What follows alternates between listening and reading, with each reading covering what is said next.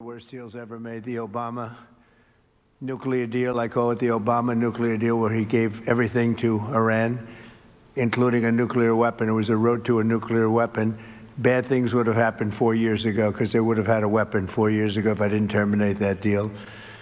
So we're in a very strong position now, and their leadership is just rapidly going. Everybody that seems to want to be a leader, they end up dead.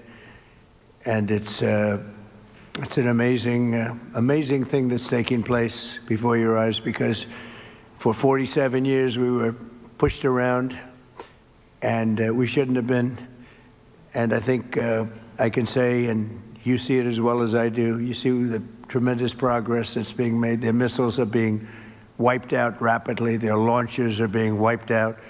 They're attacking their neighbors. They're attacking their, in some cases, allies, or not so long ago allies.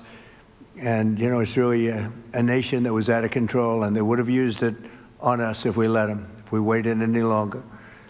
A big factor was Soleimani, the killing of Soleimani in my first term.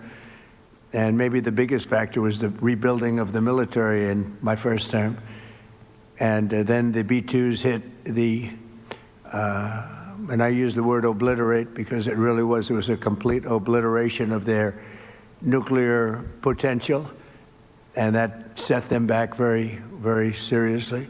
If we didn't hit within 2 weeks, they would have had a nuclear weapon. If we didn't do the B-2 attack a number of months ago, they would have a nuclear weapon. And when crazy people have nuclear weapons, bad things happen. So we're in very good shape now. I want to let you know that, and we will continue forward.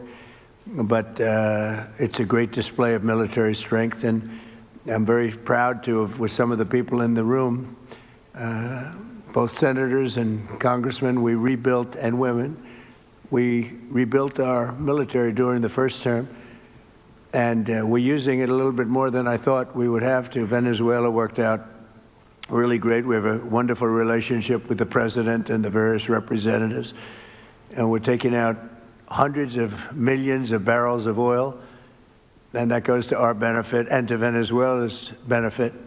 They'll be doing better than they've ever done before, and we will get a big piece of that, and we'll also make life wonderful for the people of Venezuela who have been very, very badly hit. So that's a lot said in a short period of time, but you can witness it for yourself. And now we'll get on to something that I'm very proud of, because it was sort of my idea, like very much so. Build your own power plant. And everybody thought I was kidding. They said, really, you can do that? How would you do that? I said, we'll get you fast permits, and you'll build your own plants, but we're going to discuss it in great detail with the biggest people in the industry and some of our great leaders and senators. And congratulations on the Medal of Honor for your 100-year soldier. You know, 100 years old, 101 to be exact.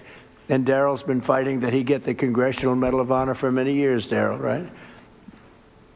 Mr. President, I give you all the credit for overcoming the lawyers in the Department of the Navy in a way that I thought was amazing. Yeah. And well, nobody could have done it but you. Maybe it'll be a long, we had to get it to him a little bit quickly, but he looks like he's in good shape. He's got some years left, right?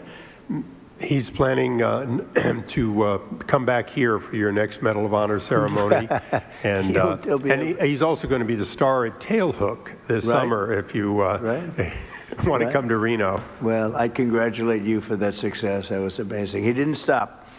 I've known him a long time. He never stops. So congratulations. It's very nice.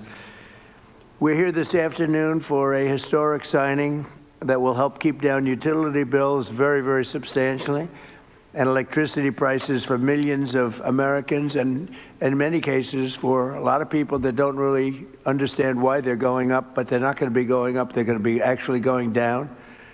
Today we followed through on an announcement I made in my State of the Union address last week, as America's largest tech companies officially signed the Ratepayer Protection Pledge. It's a big deal.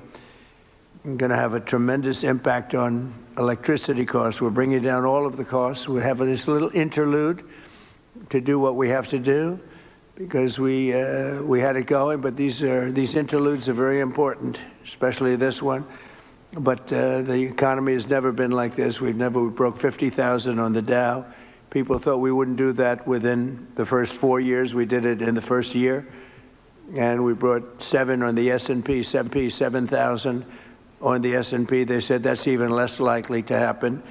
And we did that too, all within the first year. Under this new agreement, big tech companies are committing to fully cover the cost of increased electricity production required for AI data centers, and that would be prices for American communities will not go up, but in many cases will actually come down and very substantially. Because, you know, the data centers, and you people are so big, you're the biggest in the world, but they've developed a little bit of a bad public, they need some PR help, because people think that if a data center goes in, their electricity prices are going to go up, and that's not happening. It's not going to happen. And for the areas where it did happen, it won't happen anymore because they never had this alternative.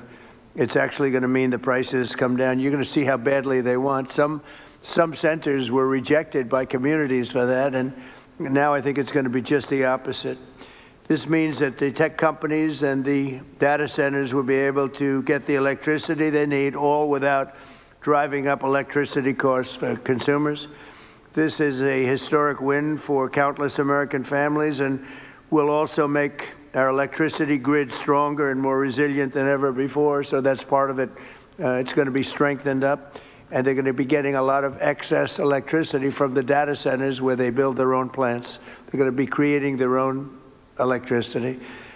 We're pleased to be joined today by Speaker Mike Johnson, who's got a difficult job, but he does it as easy as anybody I've ever seen do that job. It's never easy when you have a majority of 2, or sometimes less.